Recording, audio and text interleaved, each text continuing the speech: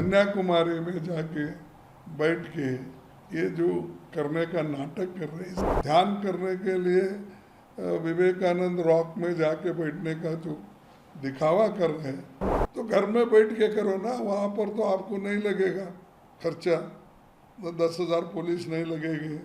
देखो, वो कुछ भी कहे,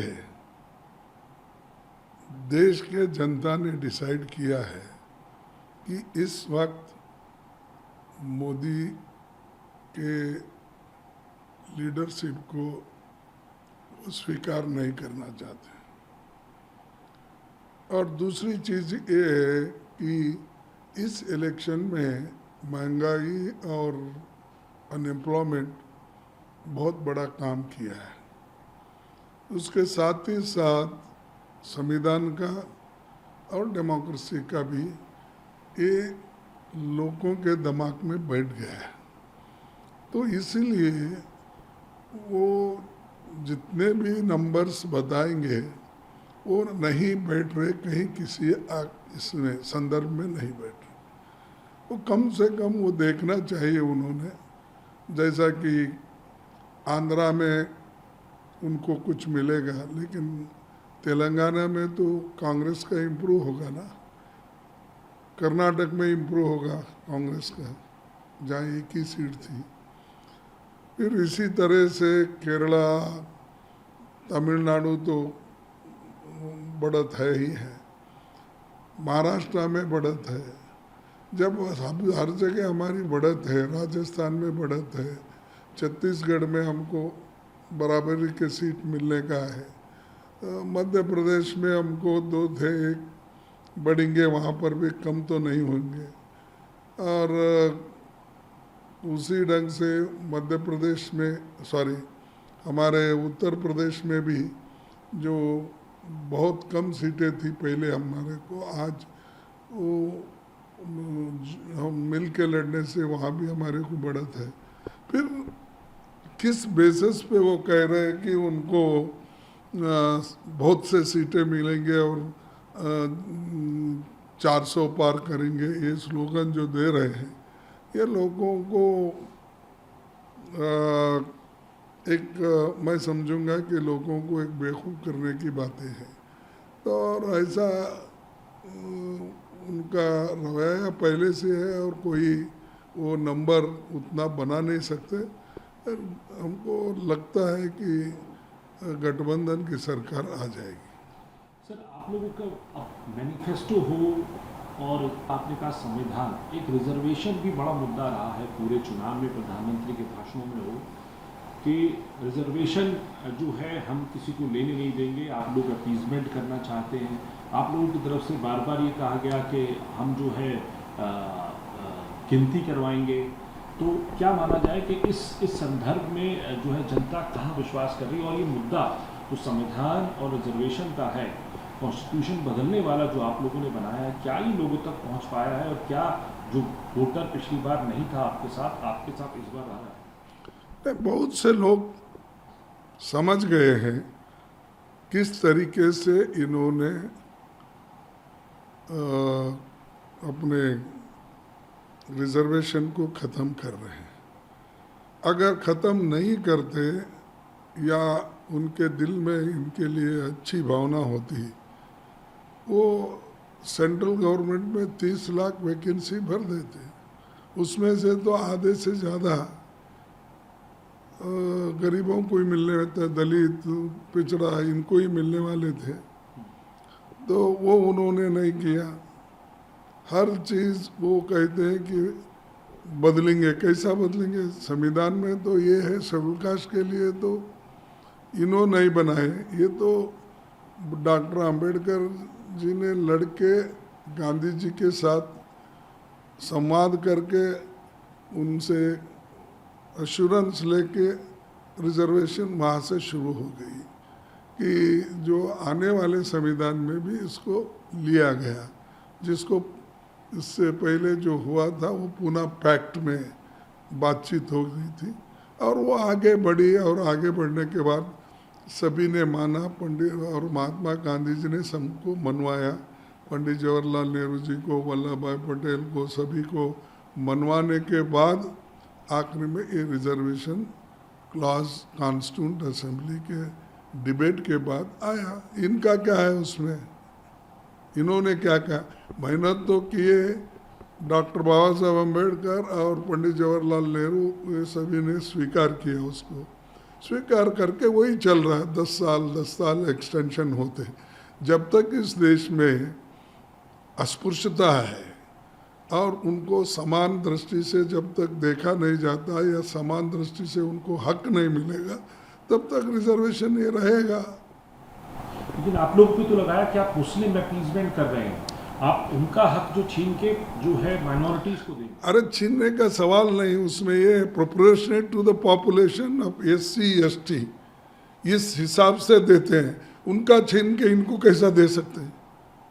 हाँ, जो भी असेंबली और पार्लियामेंट सीट, आज जिला पंचायत सभी में क्या है, reservation proportionate to the population है, उस प्रोपोर्शनेट देते हैं। और MP सीट, MLA सीट, जिला पंचायत अध्यक्ष, म्यूनसिपालिटी, वो भी प्रोपोर्शनली करते हैं। इनका छीनने का कहाँ गया अभी? अब जो स्टेट रहती है, स्टेट वाले वहाँ के जनसंख्या के आधार पर वो हर स्टेट रिजर्वेशन देता है, तो हमारा छीन के उनको देने का कहाँ से आया? ये लोगों को झूठ नहीं बोलना चाहिए। सर, प्रधानमंत्री 45 घंटे के उपवास पर बैठे हैं जो कन्याकुमारी के अंदर, आपकी पार्टी ने इस पर आपत्ति भी जताई है। क्या क्या क्या आप लोगों की आपत्ति है और जो है क्या आपका इसके ऊपर रिएक्शन?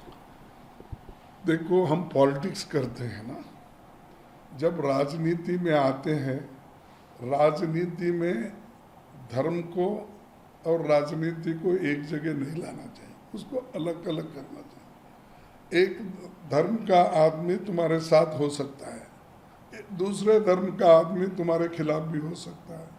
इसीलिए ये धर्म के भावनाओं को चुनाव से, वोट से जोड़ना ये गलत है। और इलेक्शन कमीशन खुद ये कही है, और उन्होंने खुद कहे हैं, कौन अपने नहीं अपने मोदी जी कि ये लाना नहीं, ये नहीं करना, ये सब पहले बोले हैं भाषण में। लेकिन आज वो जाकर गोवा में जाके, कन्याकुमारी में जाके बैठ के ये जो करने का नाटक कर रहे, इससे अब 2000 4000 कितने पुलिस हो, 10,000 तक वहाँ पर लोगों को लगा रहे ड्यूटी। कितना देश का पैसा खराब हो रहा है। और उन्होंने ये जा रहे हैं कि वो अभी कोड ऑफ कंडक्ट है, क्या चलते गए वहाँ पर, फ्लाइट में ही गए ना, और इनके पीछे 2-4 फ्लाइट, हजारों गाड़ियाँ, हजारों पुलिस, इसका खर्चा कौन देगा? कोड ऑफ कंडक्ट एक तरफ है और एक तरफ आप ध्यान करने के लिए विवेकानंद रॉक में जाके बैठने का जो दिखावा कर रहे हैं, इससे देश का उल्टा नुकसान होता है, कोई फायदा। अगर आपको भगवान के इसमें श्रद्धा है तो घर में बैठ के करो ना, वहाँ पर तो आपको नहीं लगेगा खर्चा, 10,000 पुलिस नहीं लगेगी और इतने विमान का जाना आना नहीं लगेगा और ये सब चीज़ें। नहीं तो आप अपने पार्टी से भर्ती करो, नहीं तो खुद उसको खर्चा उठाओ। तो प्रधानमंत्री को आपने एक और बात किया है, वो उनकी बयान को लेकर जो उन्होंने महात्मा गांधी को लेकर बयान दिया, उसको भी आपकी पार्टी लगातार घेर रही है, उस पर क्या कहेंगे आप? देखो, मुझे तो हंसी आती है। महात्मा गांधी जी ये तो गुजरात के हैं। अगर गुजरात के आदमी को महात्मा गांधी जी के बारे में मालूम नहीं है और उसको वो खुद प्रचार नहीं करते प्राइम मिनिस्टर, तो हम क्या कहना चाहिए? अरे आपके राज्य का और इस देश का बहुत बड़ा नेता जिसको हम राष्ट्रपिता मानते हैं, ऐसे आदमी का प्रचार तुम क्यों नहीं कर रहे? तुम्हारे तो एक खासकर गुजरात के ही है, तो आप वहाँ चीफ मिनिस्टर रहे, आप तो आरएसएस के उसूलों का, आइडियोलॉजी का प्रचार करते हो, लेकिन महात्मा गांधी के विचारों का तुमने प्रचार 10 साल में नहीं किया। और वहाँ पर 13 साल चीफ मिनिस्टर थे, 23 साल में तुमने क्या किया? और दूसरों को पूछते हैं, दुनिया को ने, अरे दुनिया को हमने तो बताया। और महात्मा गांधी जी कांग्रेस पार्टी के बहुत बड़े नेता भी और देश के राष्ट्रपिता भी, तो उनके लिए तो हमारे पास तो आदर है ही है, लेकिन तुम्हारे पास उनके लिए कोई आदर नहीं था। आपने गोडसे के साथ जाने का पसंद किया, लेकिन महात्मा गांधी जी के साथ आने का कभी पसंद नहीं किया।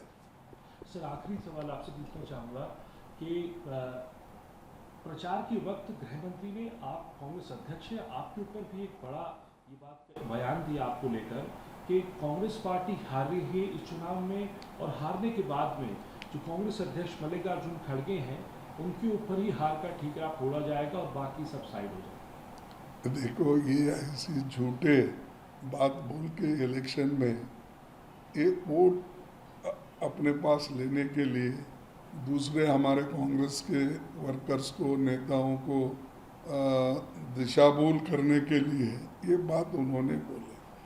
अभी हमने यही बोला है उनको कि आप लोग जल्दी जगह खाली करने वाले हैं, वो जगह हमारे पार्टी को मिलेगी और उसके बाद में हम वो नौकरी पे वहाँ जाएंगे, और तुम लोग क्या संन्यास लेके आज जो बैठ रहे हैं वैसा विवेकानंद आश्रम में जाके बैठो, या यहाँ पर जो हमारे अष्टलिंग्स हैं वहाँ भी जाके बैठ सकते कहीं भी।